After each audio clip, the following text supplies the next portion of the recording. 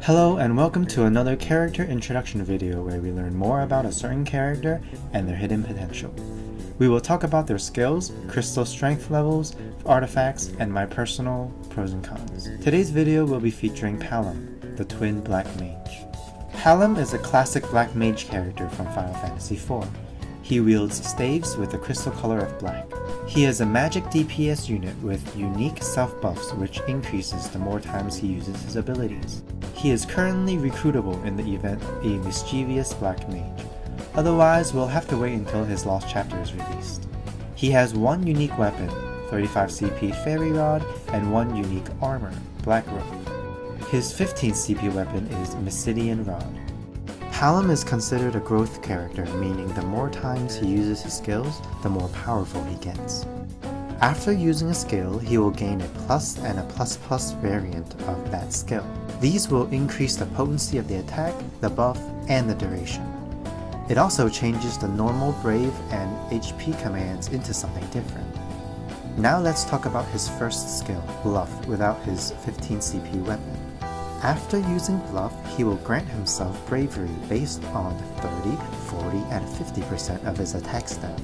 He will also gain the Dark Arts unique buff for 2, 3, and 4 turns that will also increase his attack by 10, 15, and 20%. After the initial use of BLUFF, his Bravery command will transform into a Bravery Attack Plus for the same duration as Dark Arts. Brave Attack Plus is a one-hit magic attack with a high turn rate. If you have his 15 CP weapon equipped or the passive equipped, all of his numbers will be increased. Dark Arts will be at 20, 30, and 50% with the duration of 6, 8, and 10 turns. The bravery gained will also be increased by a total of 100, 120, and 150% of your attack stat. Finally, the potency of Bravery Attack Plus is increased. After using BLUFF, you will most likely cycle between Brave Attack Plus and using BLUFF again to refresh the buffs. His second skill, Mysiclian Ice Crystal, works the same way as BLUFF. After using it once, you will gain access to the plus variant and then the plus plus variant. Without the 35 CP weapon, Mysiclian Ice Crystal is a one-hit ice bravery magic attack. He also grants himself a unique buff, Dark Wisdom, which also increases his max bravery for 10, 15, and 20% for 2, 3, and 4 turns. After the initial use of Mysiclian Ice Crystal, the HP attack command transforms into Dual Cast, which is a 2-hit bravery magic attack followed up by an HP attack. If you have his 35 CP weapon or passive equipped, potency of the attack is increased along with one extra use. Dark Wisdom is also increased, being a total of 15, 25, or 40% of max bravery, while extending the duration to 6, 8, or 10 turns. Dual cast potency and duration is also increased. After using the plus plus variant, Mysiclian Ice Crystal will turn into Great Mysiclian Ice Crystal, which is a one-hit ice bravery magic attack, followed up by an HP attack. However, this will only happen if you have his 35 CP weapon. Palom's crystal strength is currently capped at level 50. Here I have listed the passives from highest recommended to the least recommended. First, you'll want his unique level 50 passive, Black Magic Aptitude. This increases the bravery damage dealt with Dual Cast and Brave Attack Plus at 10%. After using his skills, you'll most likely use Dual Cast and Bravery Attack Plus to deal damage. Therefore, this passive will help increase his damage output. Going down the list, we have passives that increase his max bravery and his damage output. First, we have Buff Boost, which increases 10% of his max bravery when he has any active buffs. BLUFF Attack Up, which increases 20% of his attack for 1 turn after using BLUFF. Mighty Mysiclian Ice Crystal, which is a 10% damage increase. Next, we have passives that reduce action delay. We have Quick BLUFF and Quick Mysiclian Ice Crystal. So we have Break Brave Plus, which only activates when Palom is the one that breaks the enemy. Next we have Bravery Critical Hit, which isn't as important because Palom has at most a 2-hit skill, so he wouldn't have that many critical hits. Next is his artifacts. He has 4 artifacts available. First one is Brave Guard Up, which raises defense power by 5% or 10% when his bravery is over 50% of his max bravery. Buffed Attack raises attack by 2% or 5% with active buffs.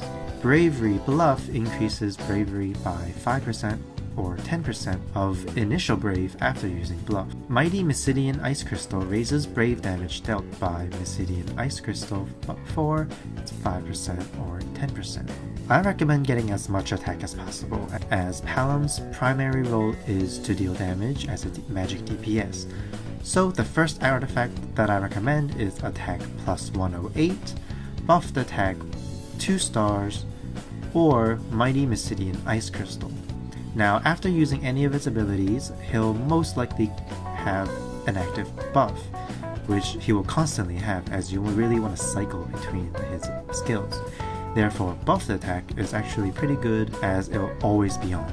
And finally, we'll have a Max Bravery plus 330, as most likely he will cap his Max Brave if he's hitting the weakness on the enemy. Now let's go over some positives. Palom can deal extremely high damage, especially to enemies weak to ice. He has great longevity, as after using any of his skills, he'll be using his transformed basic commands, which don't use ability uses.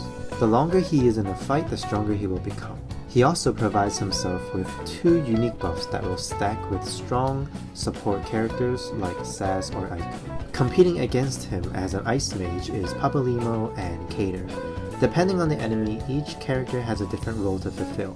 For example, Palom has an instant bravery plus HP attack, making him better in short fights. Cater has an AoE ice attack, which may be a better option in other fights. But now let's talk about some cons. Palom has trouble dealing with ice-resistant enemies. His DPS is significantly lowered, and without damage, he won't carry his weight in a fight. Again, he requires the fight to go longer in order to reach his peak state, therefore he's not so great in quick fights that require less turn count. Overall, Palom is quite a fun character to use, as he's always changing and getting new abilities. With so many options available to him, he will require the user to know when to use each of his skills, when to upgrade to the next level, and when to refresh his buffs. I suggest trying him out to see if you enjoy his playstyle, as it's not something we've gotten yet in Global. It's something different and it might be fun to you. And that's the conclusion for the character introduction for Palom. Thank you guys so much for watching this video. I hope this guide will help you have a little bit of a better understanding for Palom. And if you enjoyed this video, please make sure to leave a like and subscribe for more content. Also, if you have any feedback or any characters that you would like to see in the future, please leave them in the comment section below. I'm Adamil, and I'll see you guys in the next video. Bye!